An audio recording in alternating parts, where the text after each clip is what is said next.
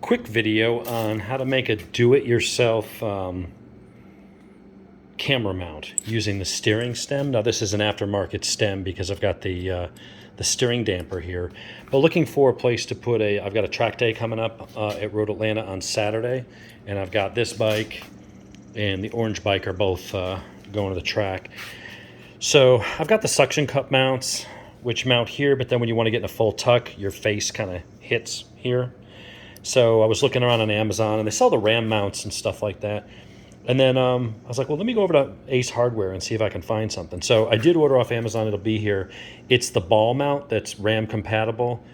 Oh, actually, no. You know what? I didn't even go that route. I didn't go with the Ram ball type. I went with one that was made for to go on a motorcycle. It's got kind of like an L-shaped bracket, and so it'll have a flat piece that would go across, really, actually, it would go across like if you had the older style mirrors instead of the bar ends that this thing came with. And of course, my neighbor's got a circular saw going. Perfect. Right here, you'd have the stalk coming up, and you'd pull the thing up, you'd remove it, stick it in, and then the bolt and everything would go through that, and it would give you this flat surface metal, fairly thick metal. And it would have the GoPro swivel mount that you can change directions and stuff like that. And it would have, the two prongs that the GoPro mount would go into. This would probably make a lot more sense if I did this on Friday when I got the actual piece, but whatever, I'll do another one. So anyway, what I was looking for was, because you don't have those kinds of things here, I wanted it up and out of the way. So they sell these at Ace Hardware. These are $3. These are $2.99 a piece. It's an expansion type of grommet. I use my calipers, digital calipers. This is 19 millimeters.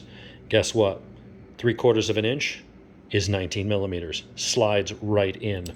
And it's got the nut built into the bottom there. If I can get the damn thing to focus. There we go. Almost. Yep. There we go. No. There we go. Got the nut in the bottom.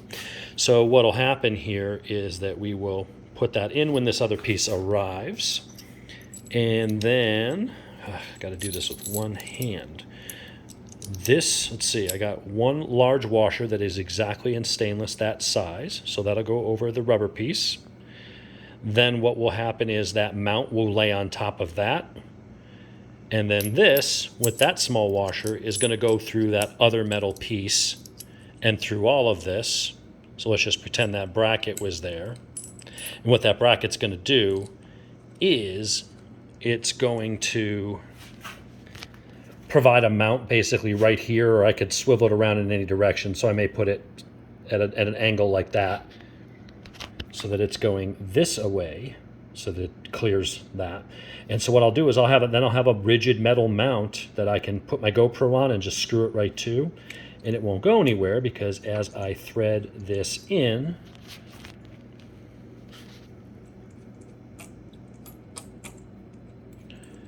I know it's interesting watching me screwing a bolt by hand, right? Fascinating stuff. So what I will then do is be able to just tighten that with an Allen wrench.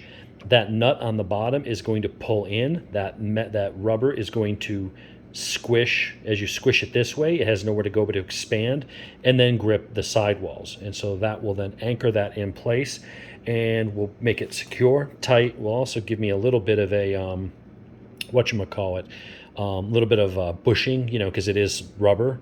So maybe did a little bit of damping, not dampening. I hate when people mispronounce that, and I just went and did it. So anyway, once I have that piece on there, I'll be able to tighten that all up, and that'll give me a mount that'll look nice. I can just then stick my thing on when I need it, stick on the GoPro, take it off when I don't. And if I put it up kind of shooting that way, it'll clear this, be looking straight forward. I could even angle it back maybe a little bit. This has some adjustability, but that should be able to go just enough for me to clear that and get a straight shot right through. I'll be able to get the dash in display, so as I'm going around the track, I'll see everything in front of me with in 2K resolution. I'll have Hyper Smooth Max on, because I've got the Max lens mod on there.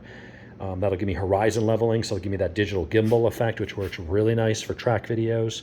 I'll be able to get my speedometer and everything in, so you'll be able to see what gear I'm in, be able to see the RPMs, speed, everything as you're watching the video, so that'll work out real well. So this cost me, I got 2 of them because I got one for the orange bike, so $2.99 for that, for each one of those rubber things that go in, so $2.99 for that, $2.89 for the nice stainless cap bolt, 75 cents for the big washer, 27 cents for the little one. So basically my rough math says about $7-8 with about $8 with tax.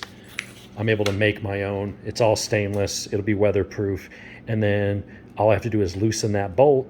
That whole thing will slide right out. And so when I have to take the tank off, if I've got to go, wash the air filter and re-oil it and stuff, I can take all this stuff off, which has to come off, unfortunately, because it's actually using the mounting points for the tank. But this will remove very easily. It's not permanent, slides in, tighten it, ain't going to go nowhere. Pretty cool for $8.